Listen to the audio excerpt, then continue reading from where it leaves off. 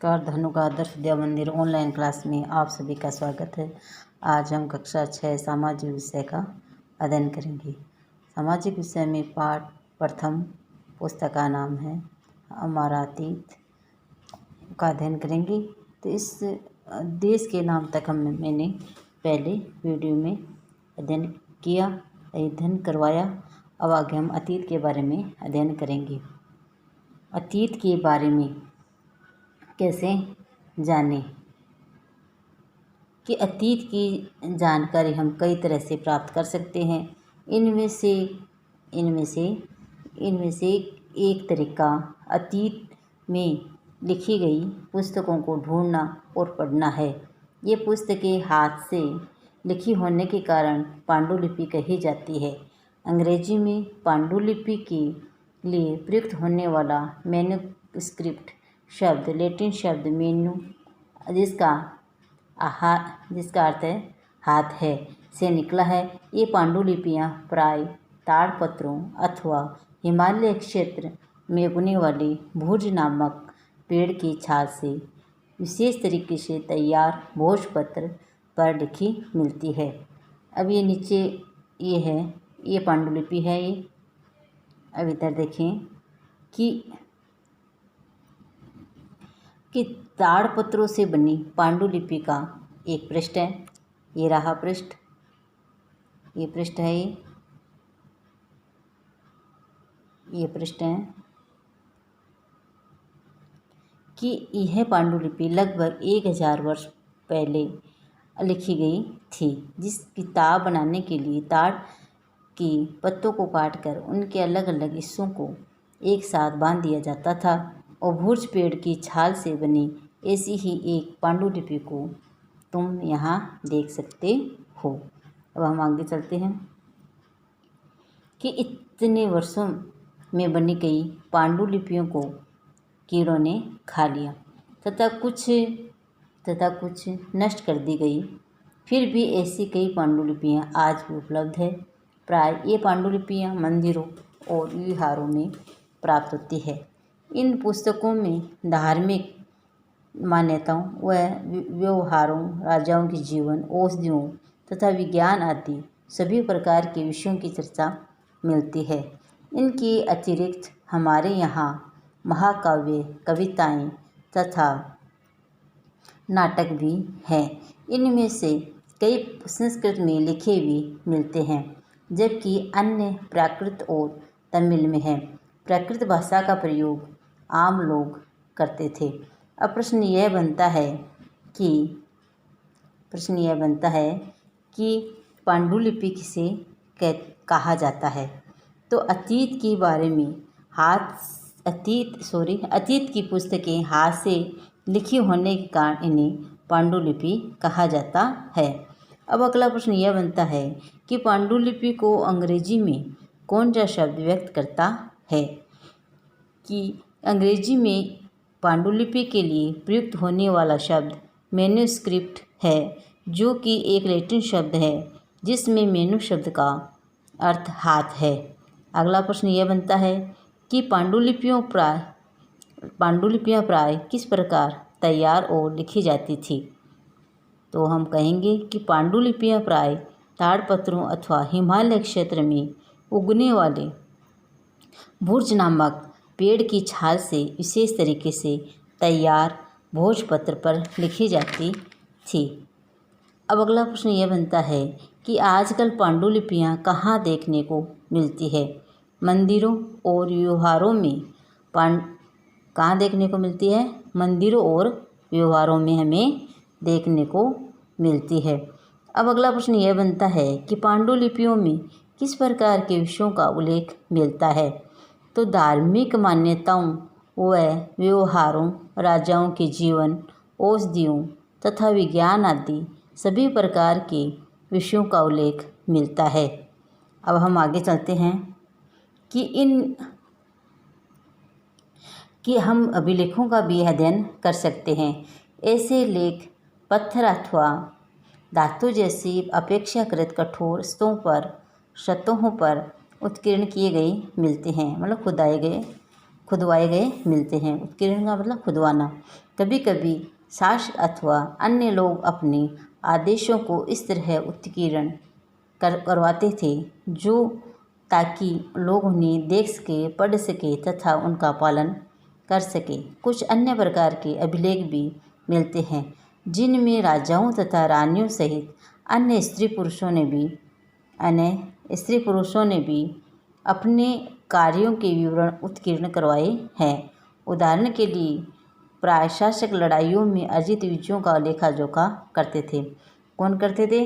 कि जो राजा लोग होते थे वो लड़ाइयों में विजय हासिल करके आते थे, तो उनका लेखा जोखा होता था वो पत्थरों पर खुदवाया जाता था।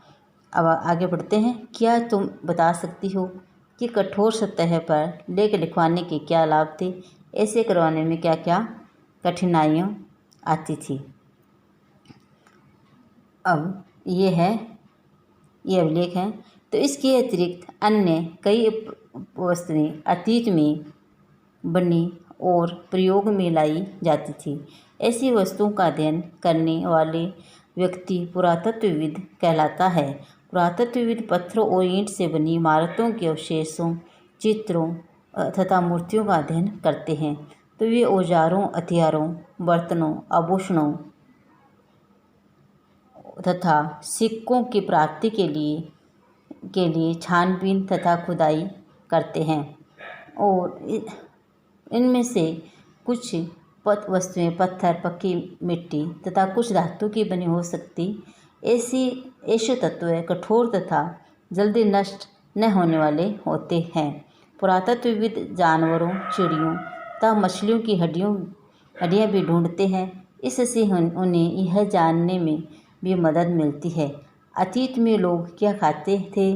वनस्पतियों के अवशेष बहुत मुश्किल से बच पाते हैं। यदि अन्न के दाने अथवा लकड़ी के टुकड़े जल जाते हैं तो वे जले हुए रूप में बचे रहते हैं। अब प्रश्न यह इन जो हमने अभी पढ़ा है 2 पैराग्राफ, उसमें प्रश्न यह बनते हैं कि अभिलेख किस प्रकार के सतहों पर उत्कीर्ण या खुदवाए जाते थे।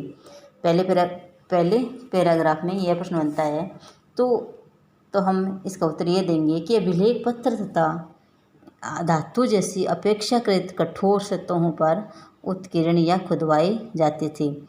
तो दूसरा प्रश्न यह बनता है कि अभिलेखों पर क्या उत्कीर्ण किए जाते थे।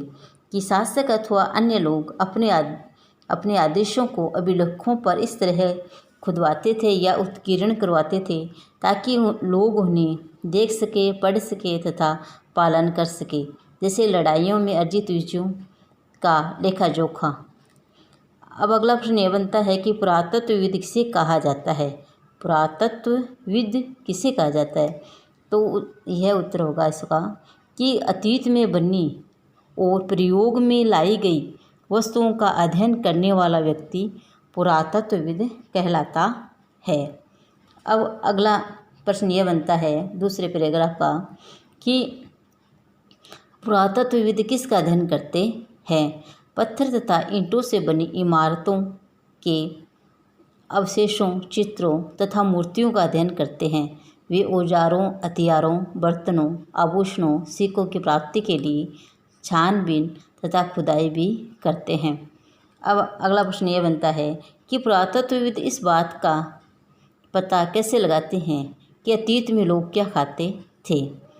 तो इसका पता कैसे लगाते थे?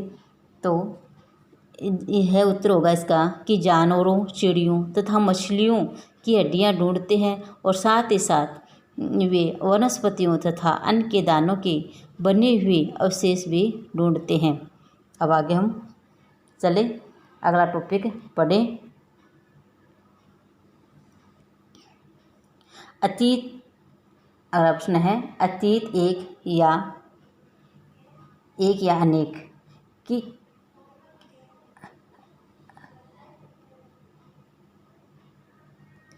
क्या तुमने इस पुस्तक के शीर्षक हमारे अतीत पर ध्यान दिया है। यहाँ अतीत शब्द का प्रयोग बहुवचन के रूप में किया गया है। ऐसा इस तथ्य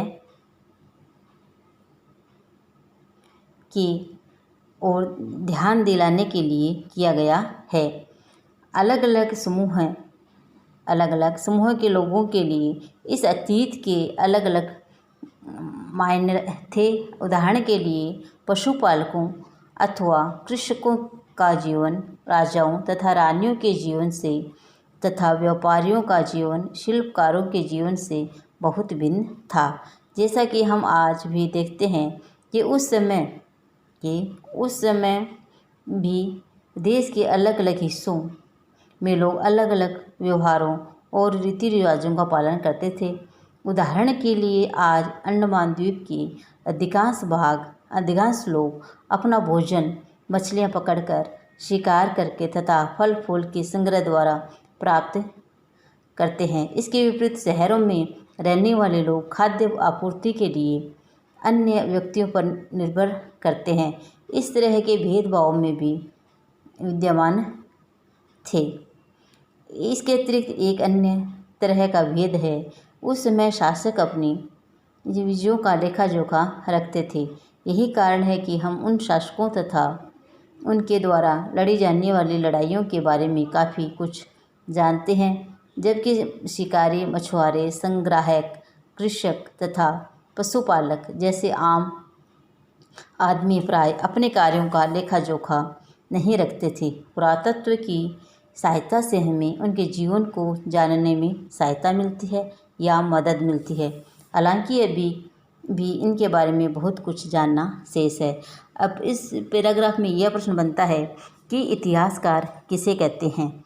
तो जो अतीत का अध्ययन करते हैं उन्हें इतिहासकार कहते हैं। और अगला प्रश्न ये बनता है कि इतिहासकार स्रोत शब्द का प्रयोग किसके लिए करते हैं। तो इतिहासकार पांडुलिपियों, अभिलेखों तथा पुरातत्व से ज्ञात जानकारियों के लिए प्राय स्रोत शब्द का प्रयोग करते हैं। अब आगे पढ़ते हैं कि तिथियों का मतलब, कि अगर कोई तुमसे तिथि के विषय में पूछे तो तुम शायद उस दिन की तारीख, माह, वर्ष जैसे कि 2000 या इसी तरह का कोई और वर्ष बताओगे। वर्ष की यह गणना ईसाई धर्म प्रवर्तक ईसा मसीह के जन्म की तिथि से की जाती है। अतः 2000 वर्ष कहने का तात्पर्य ईसा मसीह के जन्म के 2000 वर्ष के बाद से है। ईसा मसीह के जन्म के पूर्व की सभी तिथियां ईसा पूर्व ईसा से पहले के रूप में जानी जाती है। इस पुस्तक में हम 2000 को अपना आरंभिक बिंदु मानते हुए वर्तमान की से पूर्व की तिथियों का उल्लेख करेंगे। अब आगे चलते हैं। इतिहास और तिथियां। अगला है इतिहास और तिथियां। ये अंग्रेजी में BC, हिंदी में ईस्वी पूर्व का तात्पर्य बिफोर क्राइस्ट ईस्वी पूर्व होता है। कभी कभी तुम तिथियों से पहले AD, हिंदी में ईस्वी लिखा पाते हो। यह एनो डोमिनी नामक 2 लैटिन शब्दों से बना है तथा इसका तात्पर्य ईसा मसीह के जन्म के वर्ष से है। तो कभी कभी AD की जगह CE तथा BC की जगह BCE का प्रयोग होता है। CE अक्षरों का प्रयोग कॉमन एरा तथा BCE का बिफोर कॉमन एरा के लिए होता है। हम इन शब्दों का प्रयोग इसलिए करते हैं क्योंकि विश्व के अधिकांश देशों में अब इस कैलेंडर का प्रयोग सामान्य हो गया है। भारत में तिथियों के इस रूप का प्रयोग लगभग 200 वर्ष पूर्व आरंभ हुआ था। कभी कभी अंग्रेजी के BP अक्षरों का प्रयोग होता है जिसका तात्पर्य बिफोर प्रेजेंट वर्तमान से पहले है। धन्यवाद।